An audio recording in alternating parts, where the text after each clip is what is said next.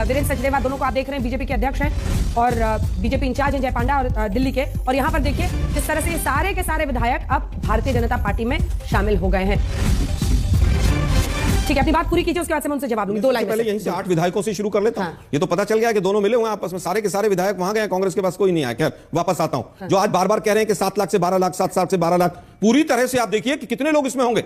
3.2 करोड़, लगभग 3.2 करोड़ केवल tax payers हैं हिंदुस्तान में। इस कैटेगरी में लगभग 40 से 50 लाख लोग आएंगे। ठीक है, 145 करोड़ के देश के लोगों में आपने केवल 40 से 50 लोगों को राहत, लाख लोगों को राहत दी है। और ये मिडिल क्लास पूरा बदल जाएगा, दिल्ली भी जीत जाएंगे, बिहार भी जीत जाएंगे। ये सब बेकार की बात है। मनीष तिवारी जी जो कह रहे हैं कि बिहार का लग रहा है बजट है, ये कांग्रेस पार्टी की आधिकारिक लाइन, ऑफिशियल लाइन है। देखिए, मैं समझता हूं बिहार के लिए मोदी जी ने बड़े बड़े वायदे किए थे। 1 लाख करोड़, 80,000 करोड़, 1.25 लाख करोड़, विशेष राज्य का दर्जा, वो तो सब पूरा हो गया होगा। ठीक। पिछले बजट में ही रेलवे का यह हालत है कि 25% जो सैंक्शन अमाउंट था वो खर्च नहीं हुआ, 350 एक्सीडेंट हुए। तो ठीक है, वो सांसद और बैठे हुए, उनसे एक प्रतिक्रिया ले लूं। अरुण भारती जी और प्रियंका जी को दिखाइए। प्रियंका जी, क्या सिर्फ बिहार का बजट कहना सही है? क्योंकि सबको दिख रहा है क्या कुछ है, और वहां पर तेजस्वी यादव वैसे ही कह रहे हैं कि बिहार के साथ धोखा हुआ है, लेकिन मध्य वर्ग को मिली राहत पर आपकी पार्टी का स्टैंड क्या है?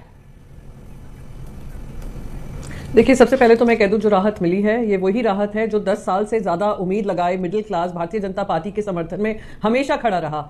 11 साल पहले उनके मैनिफेस्टो में वादा था कि टैक्स फ्री रेजीम तक हम पहुंचेंगे, पर वो लोग मांग करते रहे, उम्मीद करते रहे कि हमारी सैलरी ना बढ़ रही है, महंगाई ना कम हो रही है, और जिस तरीके का बोझ जहां पे महिलाएं अपना सोना तक लोन पे गिरवी लेती थी, रख देती थी, और पैसा लेने के लिए, घर का खर्चा करने के लिए उनको राहत मिलेगी। आज 11 साल बाद उनको वो राहत की सांस मिली है, उसका मैं स्वागत करती हूं। ये जीत उसकी है, उनकी शक्ति की है कि आज भारतीय जनता पार्टी को सिंपल मेजोरिटी नहीं दी। अगर सिंपल मेजोरिटी देती होती तो ये गुंगी बहरी सरकार जो चलती आई है 10 साल से, वही काम कर रही होती। मिडिल इनकम जो ग्रुप है, मिडिल क्लास जो है, उनको की सुनवाई नहीं होती। तो हम उसका स्वागत तो करते हैं, पर इनको याद दिलाना चाहेंगे, आपने तो कहा था अब टैक्स फ्री नेशन बनाएंगे।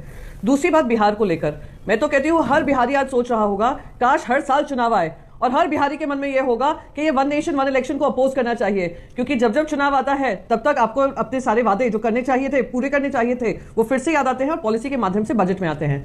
दुख इस बात का होता है क्योंकि मैं महाराष्ट्र से हूं और हाईएस्ट कंट्रीब्यूटर है टू नेशंस इकोनॉमी, पर उनके बारे में एक शब्द नहीं बोला गया, एक वर्ड नहीं आया, महाराष्ट्र का एक बार नाम नहीं लिया, क्योंकि वहां पे 100 से ज्यादा एमएलए जीत कर आए हैं। तो शायद उसी का खामियाजा महाराष्ट्र को भुगतना पड़ रहा है। 2014, 2019 एंड 2024 इलेक्शन में 2000 ये लोग 100 से ज्यादा एमएलए लाए हैं, पर इन तीनों बजट में कहीं भी महाराष्ट्र के साथ जो न्याय होना चाहिए था वो नहीं हुआ है बजट को। तो लास्ट में बस एक चीज कहूंगी, आम आदमी का बजट होता है, आम आदमी का बजट होता है, स्टेट स्पेसिफिक बजट नहीं होता है, और इलेक्शन स्पेशल बजट नहीं होना चाहिए। ये जो हम कर रहे हैं वो बहुत ही गलत है।